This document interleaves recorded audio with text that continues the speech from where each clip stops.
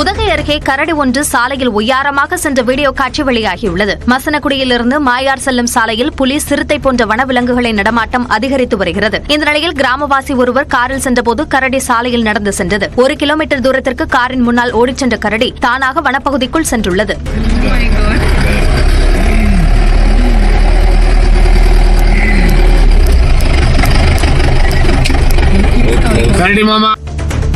கள்ளக்குறிச்சி மாவட்டம் உளுந்தூர்பேட்டையில் மளிகை கடைக்குள் புகுந்து பணம் மற்றும் பொருட்களை கொள்ளையடித்த நபரை சிசிடிவி காட்சியின் அடிப்படையில் காவல்துறையினர் தேடி வருகின்றனர். பூ மாம்பாக்கத்தைச் சேர்ந்த பழனிவேல் என்பவர் உளுந்தூர்பேட்டை சென்னை சாலையில் மளிகை கடை நடத்தி வருகிறார். தகர சீட்டை பிரித்து இவரது கடைக்குள் நுழைந்த அடையாளம் தெரியாத நபர் கடப்பாறையால் கல்லாப்பட்டியை உடைத்து சில்லறை காசுகளையும் 30,000 ரூபாய் மதிப்புள்ள மளிகை பொருட்களையும் திருடிச் சென்றுள்ளார்.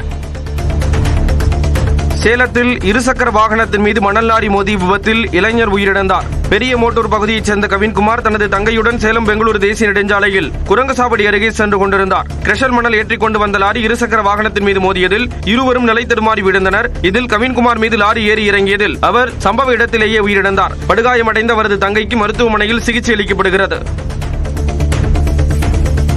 கடலூர் மாவட்டம் பண்ருட்டி மற்றும் அதன் சுற்றுவட்டார பகுதிகளில் பரவலாக மழை பெய்தது. நேற்று காலை முதலே மேகமூட்டமாக காணப்பட்ட நிலையில் நெல்லிக்குப்பம், பட்டாம்பாக்கம், காடம்புலியூர் உள்ளிட்ட பகுதிகளில் மழை பெய்தது. தொடர் வெப்பத்தால் அவதியடைந்த மக்களுக்கு மழையால் குளிர்ந்த சூழல் உருவானது மகிழ்ச்சியை ஏற்படுத்தியது.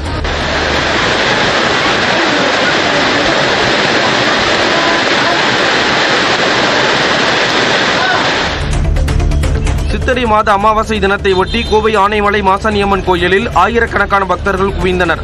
அமாவாசையை ஒட்டி மாசாணியம்மனுக்கு 18 வகையான அபிஷேக ஆராதனைகள் நடைபெற்றன. சிறப்பு நாளில் அம்மனை தரிசிக்க ஆயிரக்கணக்கான பக்தர்கள் கூடியதால் நீண்ட வரிசையில் காத்திருந்து சாமி தரிசனம் செய்தனர். கூட்டத்துக்கு ஏற்ப காவலர்களும் அதிக அளவில் பாதுகாப்பு பணியில் ஈடுபட்டனர்.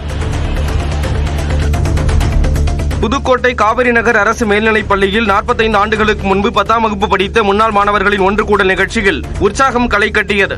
பள்ளிக்கு அருகே உள்ள கோயிலில் குடும்பத்தினரோடு கலந்து கொண்ட முன்னாள் மாணவர்கள் சாமி தரிசனம் செய்த பின் அங்கிருந்து கதை பேசியபடியே பள்ளிக்கு ஊர்வலமாக சென்றனர். பள்ளிக்கு அழைத்து வந்த தங்களின் ஆசிரியர்களுக்கு மலர் தூவி வரவேற்று ஆசீர்வாதம் பெற்றனர்.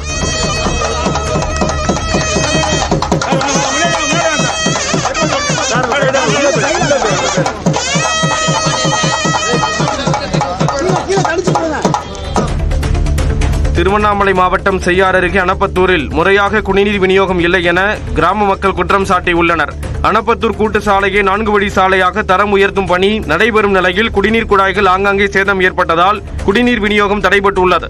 இதனால் அப்பகுதி மக்கள் 1 கிலோமீட்டர் தூரம் நடந்து சென்று தண்ணீர் பிடித்து வருவதாக கவலை தெரிவித்தனர். பழனியில் நேற்று மாலை திடீரென பலத்த சூறைக்காற்றுடன் மழை பெய்தது. இதனால் பல இடங்களில் விளம்பர பதாகைகள் கீழே விழுந்தன.